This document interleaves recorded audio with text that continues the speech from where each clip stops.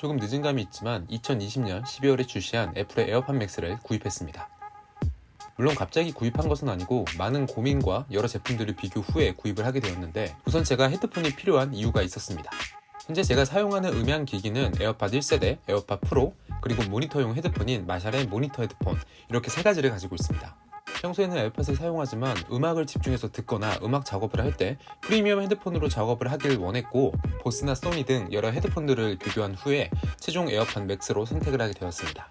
아무래도 구입 예산을 제일 우선 조건으로 잡았는데, 출시 금액이 71만원인 에어팟 맥스는 애초에 검토 대상이 아니었지만 최저가를 검색을 해보니 50만원 초중반대로 구입을 할 수가 있었습니다. 그래서 비슷한 스펙들보단 애플 제품들과 호환성이 제일 좋은 에어팟 맥스를 최종 선택하게 되었습니다. 제품의 첫인상은 제법 묵직했습니다. 많은 후기들 중에 에어팟 맥스의 대표적인 단점이 무게인데, 실제로 접해보니 왜 대표 단점이 무게인지 알 것 같았습니다.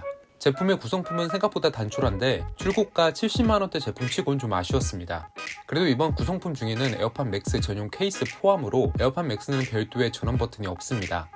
따라서 제품에 온오프가 없고 에어팟 맥스를 이 전용 케이스에 보관하면 초절전 모드가 됩니다.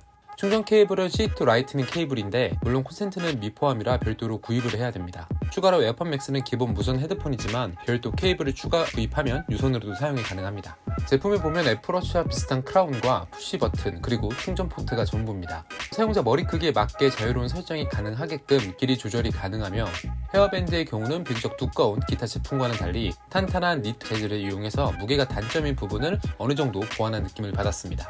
추가로 에어팟 맥스의 이어캡은 자석으로 고정되어 있어서 착탈이 가능하며 사용하면서 발생할 수 있는 오염이나 파손 시 쉽게 교체할 수 있습니다. 색상은 스페이스 그레이, 실버, 스카이 블루, 그린, 핑크 총 5가지이며, 실제로 판매 페이지 구입 리뷰나 주변에 사용하는 분들 제품을 보면 스페이스 그레이와 실버가 제일 많이 보였고 스카이 블루도 간혹 보였습니다. 전용 케이스의 재질 겉면은 마치 아이폰의 실리콘 케이스 같은 느낌이고, 속은 극세사 재질로 제품을 부드럽게 감싸준다는 느낌을 받았습니다. 착용을 해보면 이런 느낌이 많이 나긴 하지만 저는 개인적으로 밖에서 착용할 수 있을 것 같더라고요. 에어팟 맥스의 경우 제어 기능이 상당히 우수하다고 생각하는데, 버튼이 2개밖에 없지만 사용 방법이 간단한 편입니다. 기본적으로 이 크라운을 앞뒤로 돌려 볼륨을 조절하고, 한 번 누르면 정지 및 통화 응답, 2번 누르면 음악 트랙 이동, 3번 누르면 이전 트랙으로 이동입니다. 옆 버튼은 노이즈 캔슬링과 주변음 허용 선택이 가능한데 생각보다 반응 속도가 빨라서 이 부분은 에어팟 프로보다는 편리했습니다. 음질의 경우 워낙 개인차가 크고 저는 대표 막귀이기 때문에 큰 차이는 못 느꼈지만, 현재 에어팟 프로나 갤럭시 버즈를 사용하시는 분들이라면 만족할 수준의 음질이라고 생각합니다. 공식 스펙상 배터리 지속시간은 21시간이고 충전 시간은 1.5시간이며 완충을 할 수 있습니다. 충전 중에도 사용이 가능하니 배터리 부족으로 사용하는 데 불편함은 크게 없을 것 같습니다. 물론 금액대가 비싼 헤드폰의 경우 고민이 될 수 있겠지만 단순 음악 감상용으로는 부족하지 않다고 생각합니다.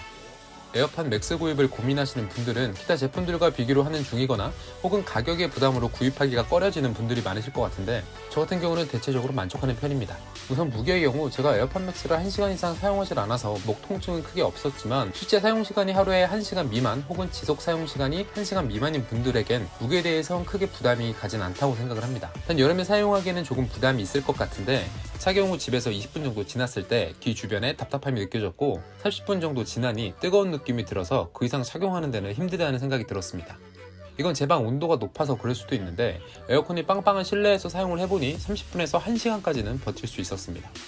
그리고 혹시나 모니터 헤드폰으로도 사용이 가능할까 해서 오디오 인터페이스에 유선으로 연결을 해봤지만 레이턴시가 심하게 발생돼서 혹시나 오디오 인터페이스에 물려서 사용하실 분들에게는 비추입니다. 애플 제품의 특성상 여러 서드파티 제품들이 많이 있는데, 현재 제가 찾아본 액세서리 중에 괜찮은 제품들을 소개해드리겠습니다.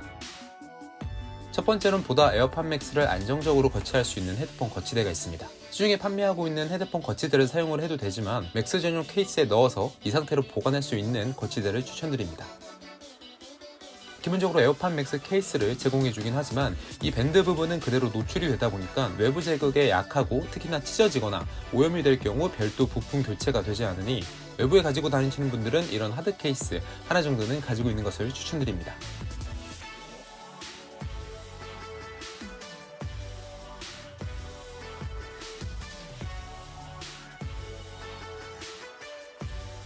사용하다 보면 양쪽 헤드폰 이 부분이 부딪히는 경우가 종종 있는데 오래 사용을 하다 보면 스크래치는 피할 수 없을 것 같았습니다. 기타 애플 제품 필름보다는 가격이 저렴한 편이니까 가급적 필름 부착을 사용하는 것을 추천드립니다.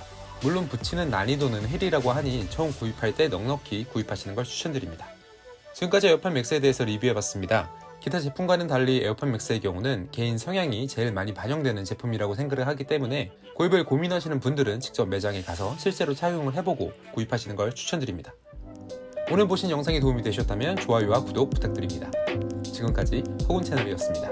감사합니다.